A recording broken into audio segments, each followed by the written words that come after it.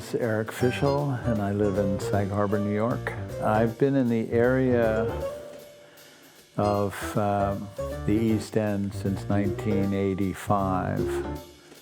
And so my relationship to the parish goes back that far. I used to, there was always something to go see whenever we were out here. It was a destination site. I feel very kind of blessed to be asked to be included in an exhibition in which artists are asked to mine the collection of the parish for works that are resonant with their own, things that inspire, or artists that mentored them, or whatever. I think it's significant for a museum institution to stay connected to the artist. I think,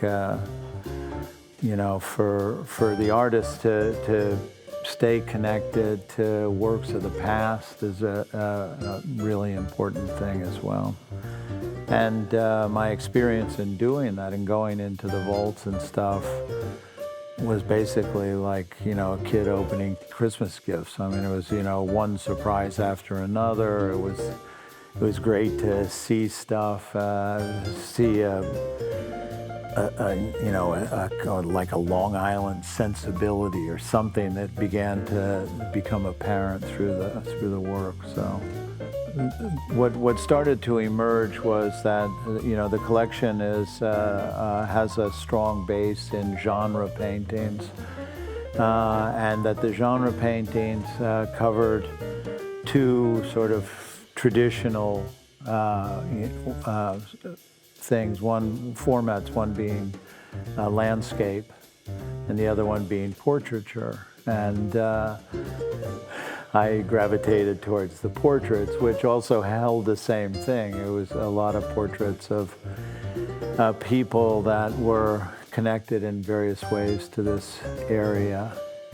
And it was interesting to see, as I was looking through it, that something emerged that I wasn't expecting, which was how many portraits of women and women of means, privilege, were captured by the male artist in a way that captured intelligence. It captured a person, a real person, a real personality, that the gaze back was as strong as the gaze into. And so that became a way of seeing if I could build out from that into the work that I chose. My job as curator of this exhibition, as well as being an artist, is not to try to rewrite the past, right? But to see something in the past that can get pulled forward in a way, maybe recontextualized, etc. So, as I say, what the work that I chose, that yes, it's very class-based work, because that's what the preponderance of the collection was. That was the people who commissioned portraits of their wives or whatnot, and people dressed in a certain way for that, or the portraits of their children, and whatever. And they're portraits that are, if they reveal something, it's unintentional, or it feels unintentional. And except that I think that there's a sensitivity of the male. There's only two works in here that were done by females artists. The others were all male. So when you see the way the male was looking, the male artist was looking, there's somewhere you feel that they're getting behind the presentation enough to either show an unexpected confidence, and that it goes past the clothes, or or subverting it in some way. So, well, it's always been important to me in making my work that the people depicted seem real, which means that they're you believe that they're in a situation, and they're in a situation that they're either comfortable being in or uncomfortable being in.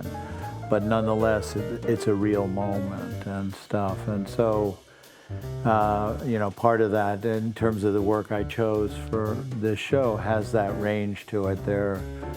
There's some women depicted who are present and whatnot, but wary of what is being asked.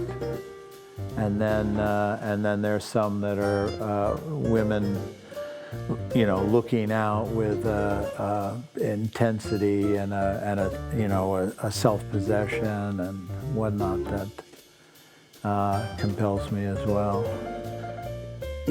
Hopefully they're within this moment of reevaluation of power systems, and the where is the male, always put into all males fit within the male power structure, even though they don't. But then it's generalized into that kind of simplification and whatever. All males looking at women have an invasive nature to it. That's all lumped together and not true. Anyway, so it was this gave me an opportunity to represent from a male point of view, and also echoed by all the males that painted the portraits of women, a reevaluation of that generality, and also to me as somebody hanging the show to simply demonstrate that powerful women are not to be subjugated or relegated to corners of rooms and stuff like that, but can be front and center and still be powerful and non-threatening, etc. Whatever. So the richness of the East End, and that's North Fork, South Fork, etc. The history of it, as well as the contemporary, with the amount of just extraordinary people that are in the creative fields that are out here. It's like there's no other place like it. The parish has to stay here. It's absolutely essential that it's part of the overall identity of this place.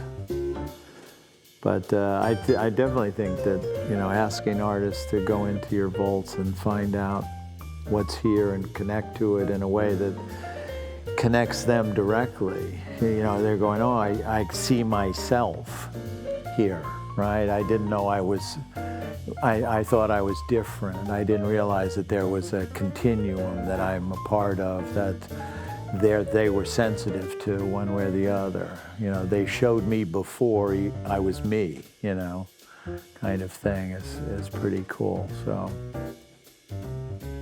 yeah. I should make that a t-shirt, right?